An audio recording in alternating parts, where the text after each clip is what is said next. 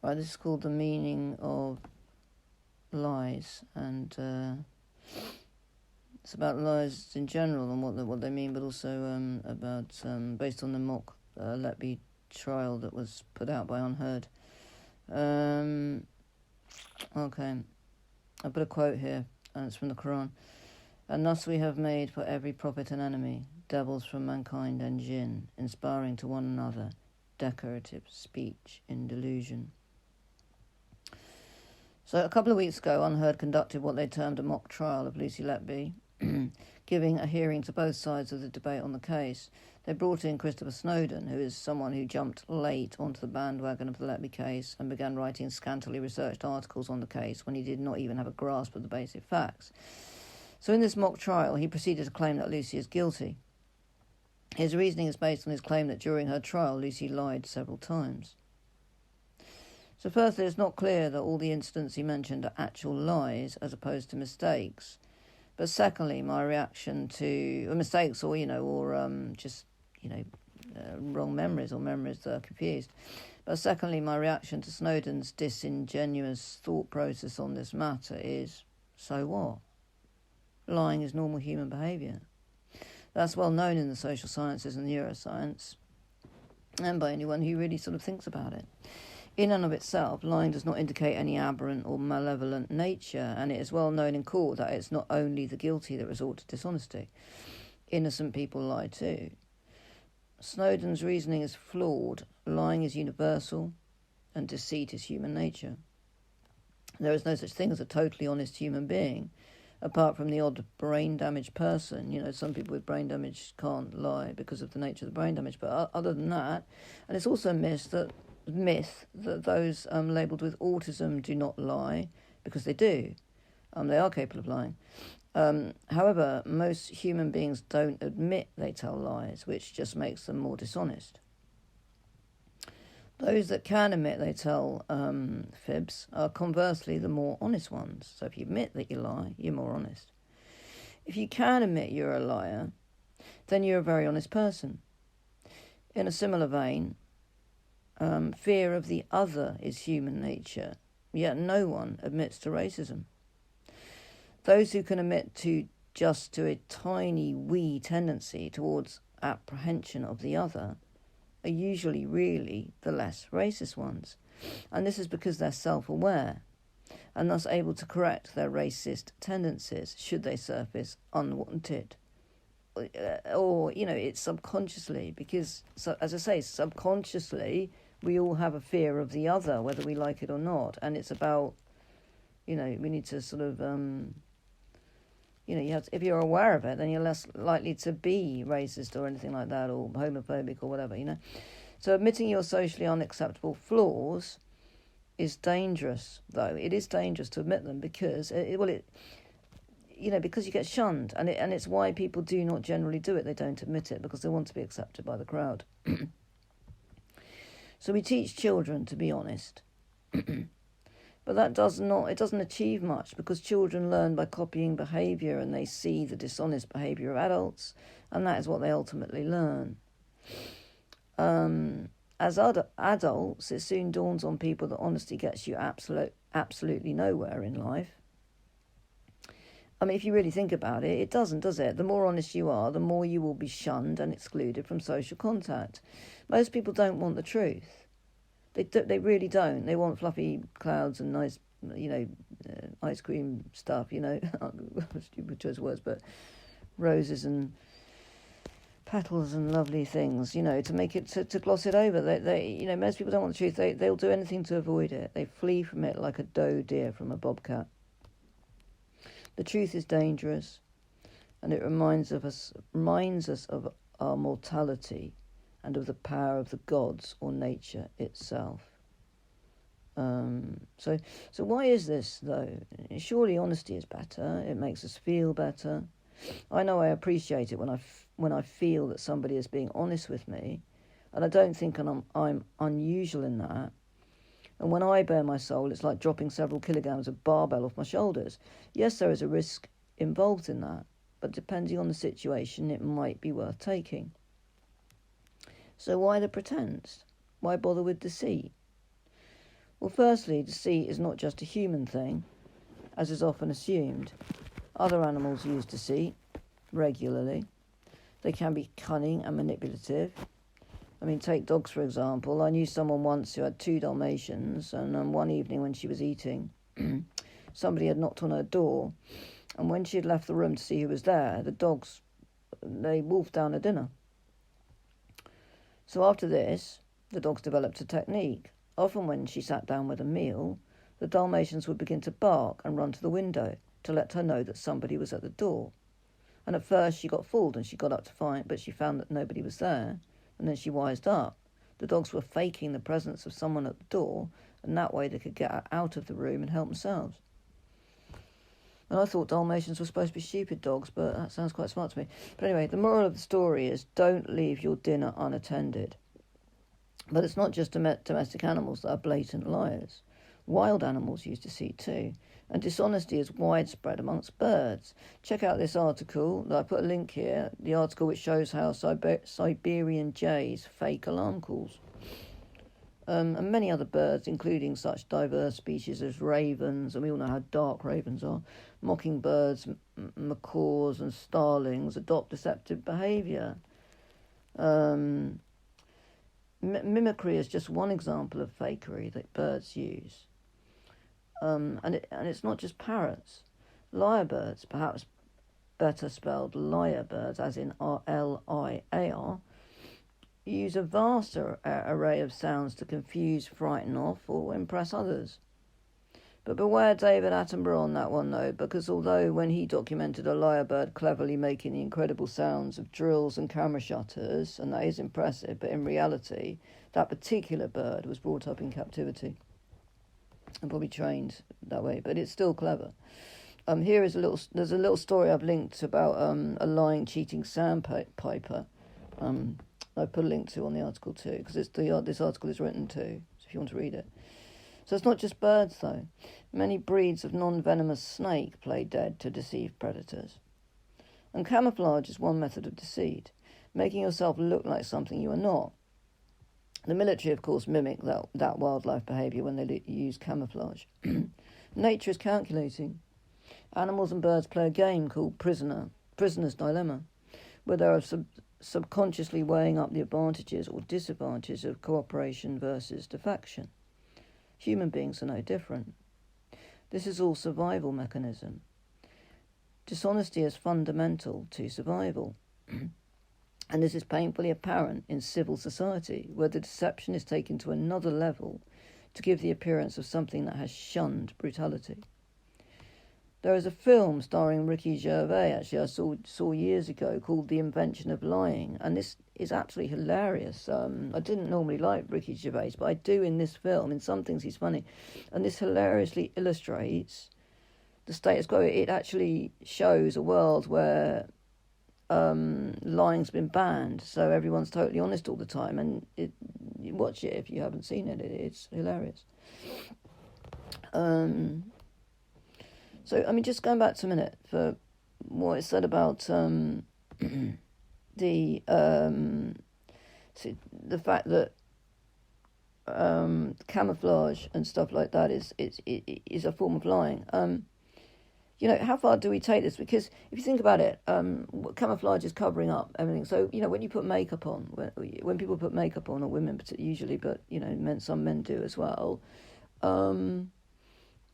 it's a form of covering up, isn't it? It's a form of camouflage, and it's hiding your sort of what your true face looks like. Or is it? I mean, is that deception, putting makeup on? I mean, when a woman makes herself up in front of the mirror to try and make herself look more beautiful, is she being deceptive? Is she being lying to men, saying, look, this is, I'm not sure about that, because, makeup is openly makeup. We all know that, it's about beauty, isn't it? It's about making yourself more beautiful. Maybe there's a lie. You're making yourself more beautiful. Personally, I prefer less makeup. I mean, I don't wear much makeup. I never wear makeup anymore now, but I don't, not. Actually, I used to wear certain times, but no, I'm not. But I don't, I probably do need some, actually. I probably need loads, but never mind about that. But, is it a lie to wear makeup? I'd be interested in your comments on that, actually. How far do we take the camouflage thing? How do we, what is a lie? you know, it's putting on clothes in that latter is a lie. I mean, we're hiding our bodies, aren't we? So, I mean, but ultimately it is deceit to a certain extent. If we're not, whenever we're not being totally honest, we are to some extent being deceptive. But, we know that there's a thin line between honesty and rudeness as well. And this is the whole thing about civil society, about politeness, about, we know that there's that line that if you cross it, honesty becomes direct rudeness. And personally, I don't see the point in upsetting someone just for the sake of being honest if there's no need to. I mean, if there is a need to, if you've got to be brutally honest because someone really needs to know, then fair enough. But, to say to someone like, just randomly, my God, your bum looks really big in that, when there's no need, I mean, the person's just doing the housework, and she's not about to go out and display herself anyway, or whatever. And, why? It could be a bloke, couldn't it? Your bum looks really big in that. Your head looks really big, mate. But, you don't need to upset people. That's what I'm trying to say. But anyway, unnecessarily. But I do believe in saying what you think when you think it, because you only regret it afterwards, but not in a nasty way. So anyway, this is going down to my personal stuff. I'm going to get off this now because what I personally think about it, because the subject is lies and why we lie and the meaning of lies, which is basically it's survival. It's to survive with the crowd. It's so you don't get slung out of the pack, I mean, I quite often say what I think in the wrong circumstances, and that's why I'm probably on the edges, But anyway, never mind. One of the many reasons. So nature is calculating, I've gone into that, the birds, the game Prisoner's Dilemma that animals and birds play. So this cooperation versus defection. There's quite a lot of it about explanation of this in Richard Dawkins' books. Whether you like Richard Dawkins or not, he did write some interesting stuff about it. So I think it's The Selfish Gene, possibly that one or something, about the prisoner's dilemma and how it works. It's quite interesting just reading that bit about the prisoner's dilemma, about how animals and humans cooperate or choose to cooperate or choose not to cooperate, defect, in other words, which is non-cooperation, in order to further their own interests, really. So you scratch my back, I'll scratch yours, blah, blah, blah, and how they play that in order to get the best outcomes for themselves or try and sometimes it pays to get an outcome which is kind of good for both of you, or to take less for yourself because it might be better for the both. And it's that whole thing about, and that's where cooperation comes in. So it does pay sometimes to cooperate with other human beings, and sometimes it doesn't. Anyway, so civil society is nothing but a deception. The brutality is always there, just beneath the surface, and most of it's hidden behind closed doors. This outer show of civility is only possible due to affluence.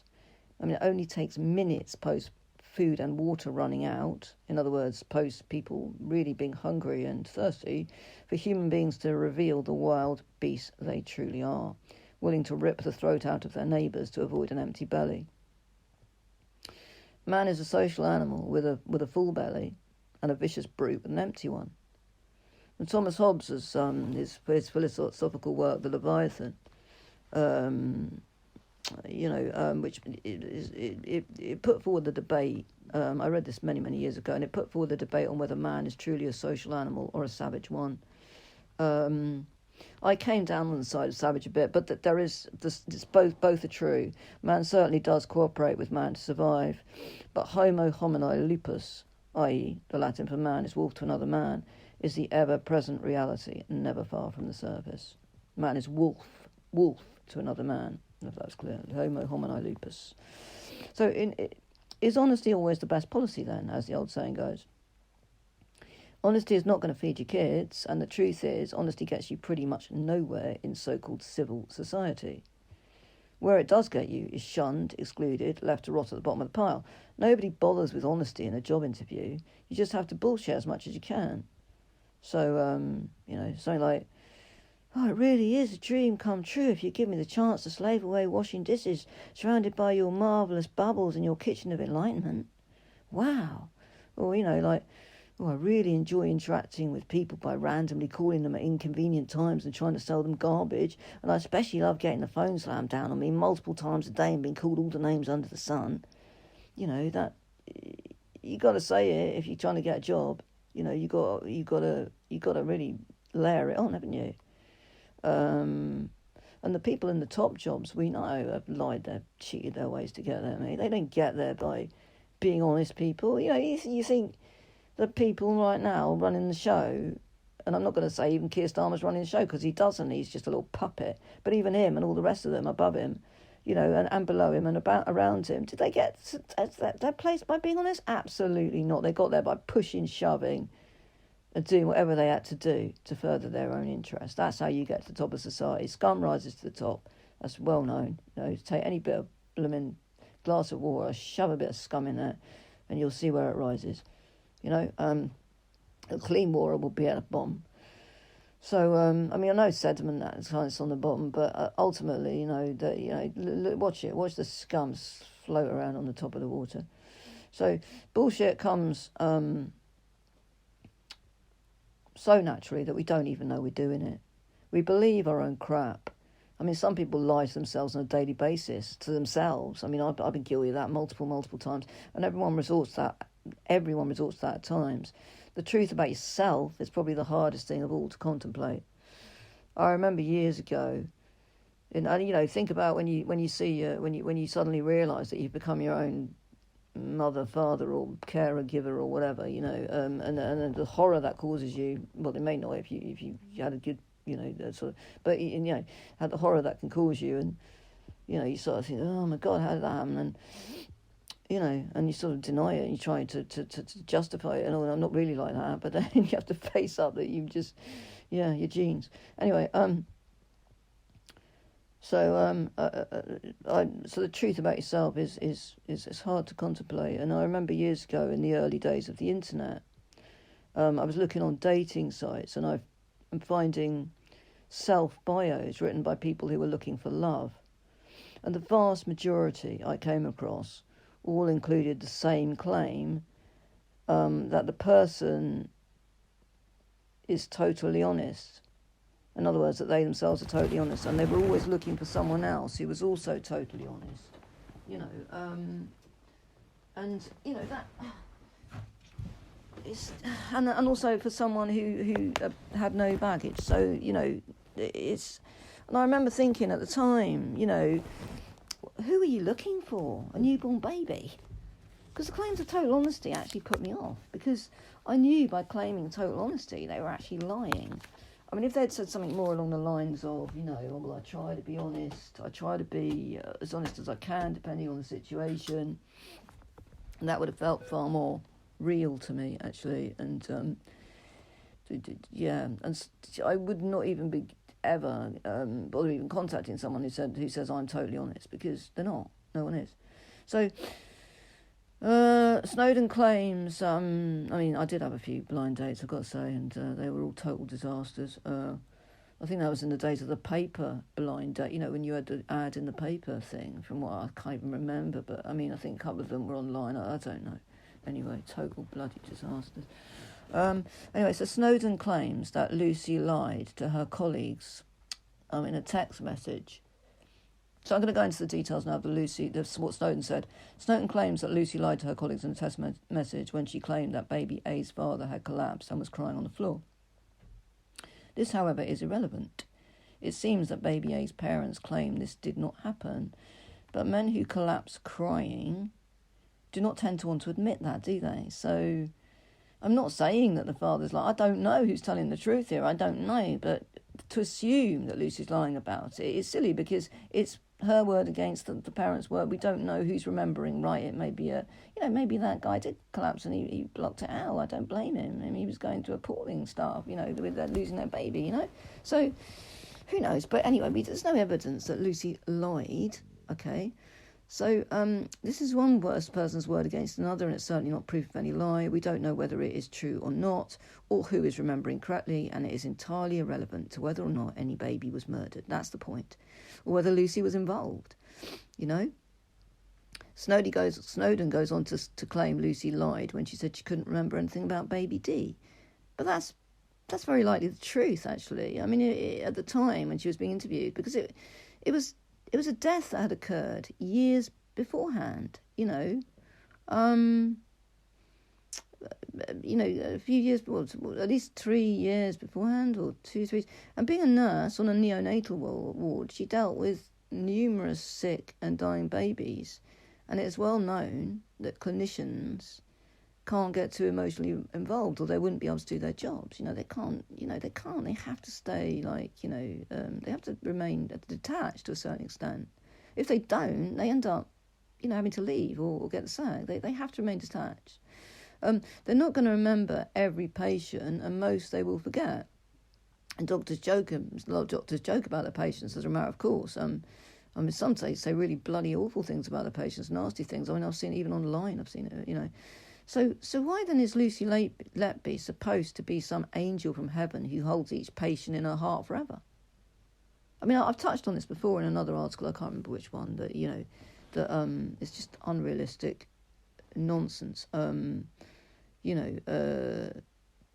It's like I sort of mentioned allegedly with a car breakers that you take your beloved old Mini, whoever, down to the breakers to the knacker's yard and the car gets broken up and then you go back sort of 4 years later, 3 or 4 years later, to the same breaker's yard to pick up a part, expecting the bloke working in the breaker's yard to remember your beloved Mini with fondness, and of course you don't. I mean, it's just another car to him, and I'm not saying that in a nasty way Lucy was, oh God, just not a baby. I'm not saying that, but all the nurses, they can't possibly get emotionally invested in every single other people's babies. They do a job, they're paid to do a job. If they got too emotionally invested, they wouldn't be able to do that job. That's what I'm trying to say. So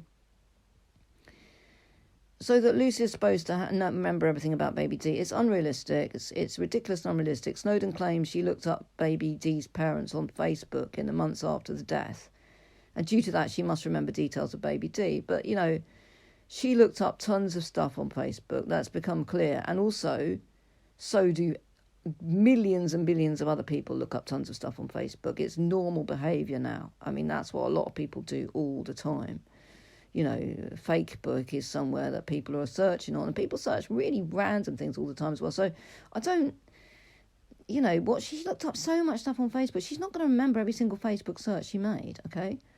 As far as I know, a lot of the Facebook searches she was doing were post her realising that she was under suspicion. So she may have been just looking up details. I mean, I would. I mean, if you'd been accused of something, I mean, you'd probably be trying to find out as much about, the background to anything as you would, thinking, my God, why have I been accused of this? Especially if you're innocent, and trying to find out more details. Perhaps you didn't remember it. Maybe that was why. But anyway, so what? She looked up stuff on Facebook. I mean, God, if you took anyone's internet searches, you could make all kinds of... And this is what they're doing nowadays. They're taking people's internet searches and they're making all kinds of crap up about them, putting 2 and 2 together and making 29, or 1,001, So, okay, so she whatever, she doesn't remember. She looked up baby D, so what? Anyway, she's not going to remember every search. She claims she lied to the police by saying she thought air embolism was only a risk in adults. And he makes this assertion because she had taken a course in air embolism a couple of weeks before baby A died in June 2015. So, there's a big problem with the assumption that she was an expert on air embolism, right? Just because she'd taken a course in it. People seem to forget that Lucy Letby was a nurse, not a doctor. She's not supposed to be an expert on everything, And so not everybody who takes... And I don't actually think she helps herself much sometimes, because I think she tried to be...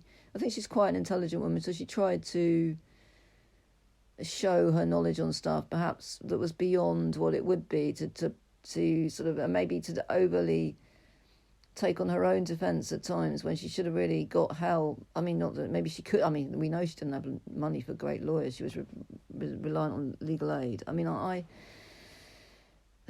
trying to explain too much herself when in fact she's not supposed to. She's a nurse. She's not a doctor. She's not a consultant. I mean, a lot of nurses do have a lot of knowledge. That's not what I'm saying, but she shouldn't be expected to. That's what I'm saying. She shouldn't be expected to. Despite the fact she's an intelligent woman, she shouldn't be expected to. So she's taken a course in air embolism, right?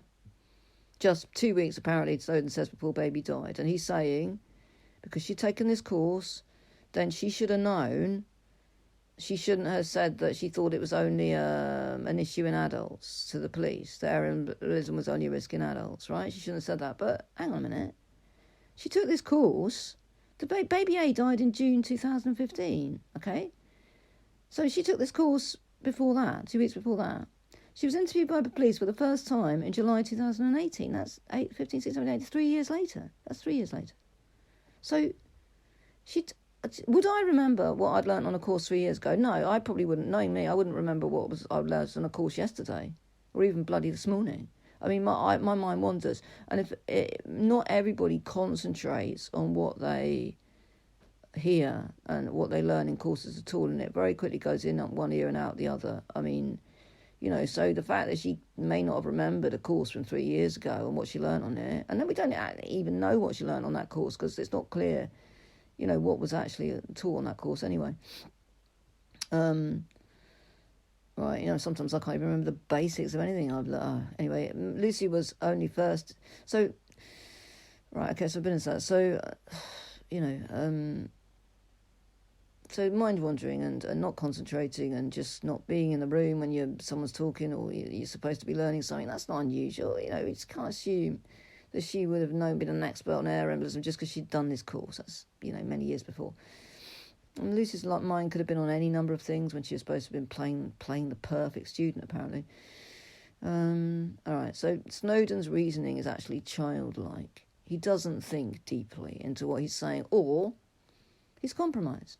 He's doing this for his mates in high places, whatever, So he goes on to make the most ridiculous assertion that she lied about baby I when she said the face was pale. The baby's face was pale. He claims the room would have been too dark for her to see that. But human beings don't have perfect memories, light or no light. Nurses have to get accustomed to checking people in the dark anyway. Their eyes were accustomed to it.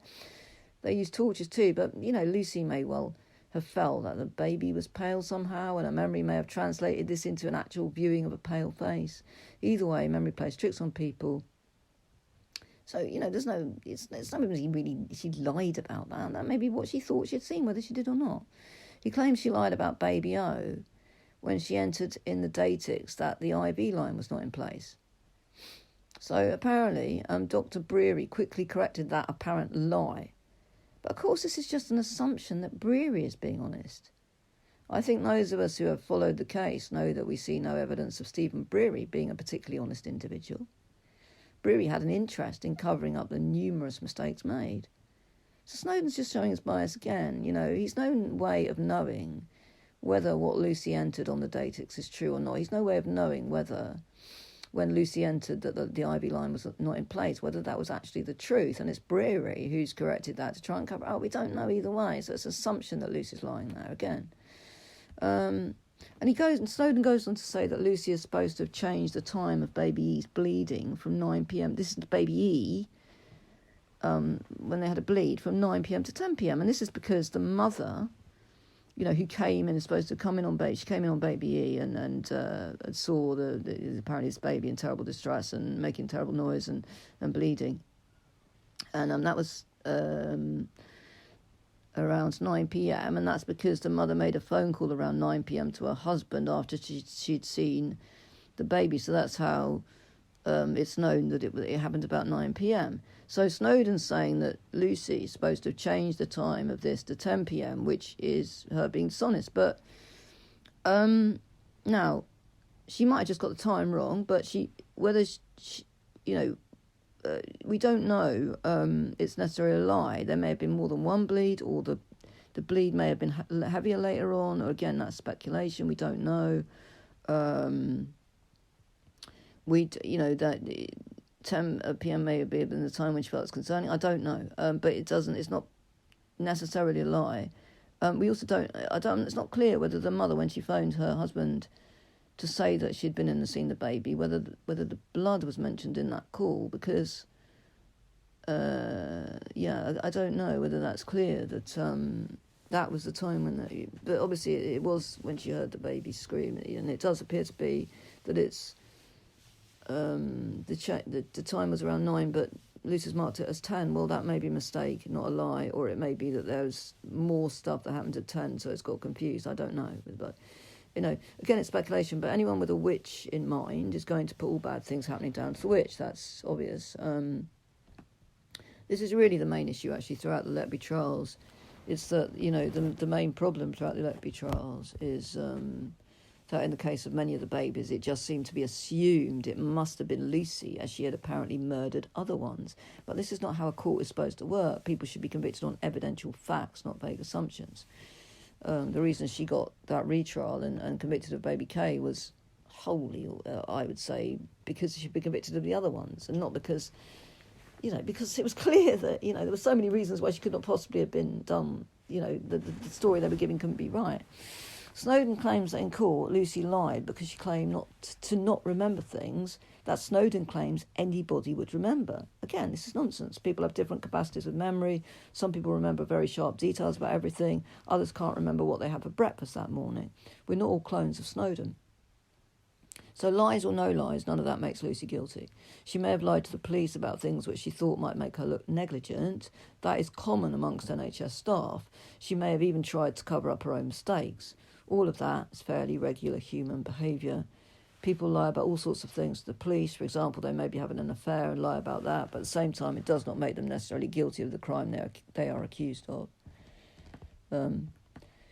If this is the best that unheard prosecution can do, then really, they're clutching at straws. They really have no decent argument. It's just circular logic, or as best that Snowdon can do, for God's sake. So, basically, we're supposed to believe she's a wicked witch, therefore she does black magic, that makes her a witch. It's circular logic, isn't it? Wicked witch, black magic, that makes her a witch, therefore she looks black, makes a wicked, black witch, black witch, black witch, say it there, blah, blah. I'll put another quote at the end here, from the Bible, this one. Like cages full of birds, so their houses are full of deceit. Therefore they have become powerful and rich. Jeremiah 5:27. Thank you for listening.